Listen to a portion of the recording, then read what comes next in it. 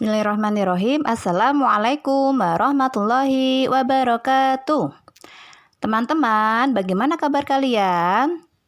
Semoga semuanya dalam keadaan sehat dan senantiasa dalam lindungan Allah Subhanahu wa Ta'ala. Jumpa kembali dalam pembelajaran Sentra Bahasa. Teman-teman, setelah pekan kemarin kita sudah belajar cara membaca buku yang benar, maka untuk pertemuan kali ini kita akan melanjutkan materi kita ya teman-teman, yaitu tentang etika membaca buku. Apa itu buku? Menurut Kamus Besar Bahasa Indonesia, buku adalah lembar kertas yang berjilid, berisi tulisan ataupun kosong. Bu Guru akan sedikit menyampaikan tentang sejarah buku ya teman-teman. Ada berbagai sumber yang menguak sejarah tentang buku. Awalnya, buku pertama disebutkan lahir di Mesir pada tahun 2400 sebelum Masehi. Setelah orang Mesir menciptakan kertas papirus. Kertas papirus yang berisi tulisan ini digulung dan gulungan tersebut merupakan bentuk buku yang pertama.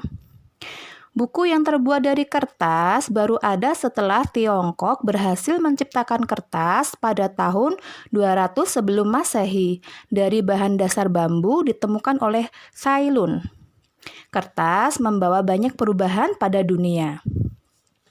Pedagang Muslim membawa teknologi penciptaan kertas dari Tiongkok ke Eropa pada awal abad ke-11.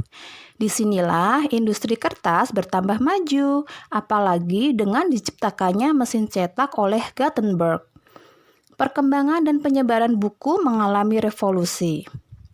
Kertas yang ringan dan dapat bertahan lama dikumpulkan menjadi satu dan terciptalah buku. Pecinta buku biasanya dijuluki sebagai seorang kutu buku. Selanjutnya adalah bagian-bagian buku. Bagian yang paling depan ini disebut sebagai sampul depan buku ataupun cover depan buku. Sedangkan bagian yang berada di belakang ini disebut dengan sampul belakang buku ataupun cover belakang buku. Nah, bagian yang berada di samping buku di antara sampul depan dan sampul belakang disebut dengan punggung buku. Kemudian lembaran-lembaran halaman yang ada di dalam buku disebut dengan isi buku. Teman-teman, pada sampul depan buku biasanya terdapat judul buku, nama pengarang ataupun penulis buku, dan nama penerbit buku. Nah teman-teman, itu tadi sekilas tentang pengertian buku, sejarah buku, dan bagian-bagian buku. Sekarang kita masuk dalam materi inti ya teman-teman, yaitu etika dalam membaca buku. Persamaan kata atau sinonim dari kata etika adalah adab ataupun sopan santun. Bagaimana seharusnya kita bersikap terhadap buku? Yuk kita bahas satu per satu. Buku yang merupakan sumber ilmu, kita harus memperlakukannya dengan sebaik mungkin. Yang pertama, pegang buku dengan dua tangan. Saat membaca, sebaiknya buku tidak dipegang dengan satu tangan untuk menghindari goresan pada sampul buku karena tekukan yang keras. Yang kedua, hindari untuk melipat halaman buku. Karena kebiasaan tersebut dapat mengakibatkan buku mudah robek dan tentu saja membuat buku tidak enak dipandang. Gunakan pembatas buku ataupun pita untuk menandainya. Yang ketiga, jika membaca buku sambil makan ataupun minum, pastikan buku tidak terkena tumpahan makanan ataupun minuman.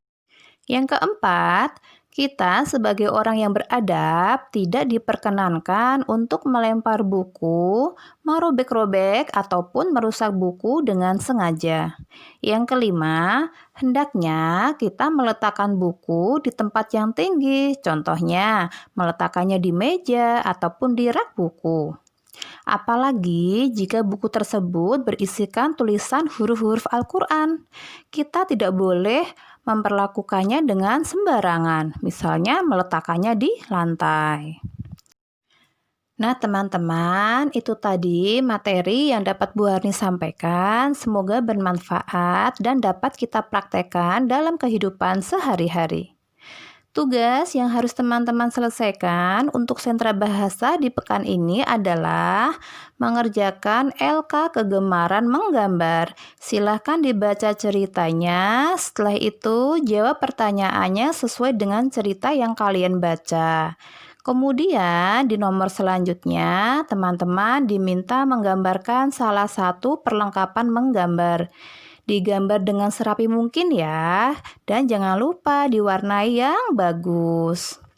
Jika sudah selesai, simpan kembali LK-nya di dalam map.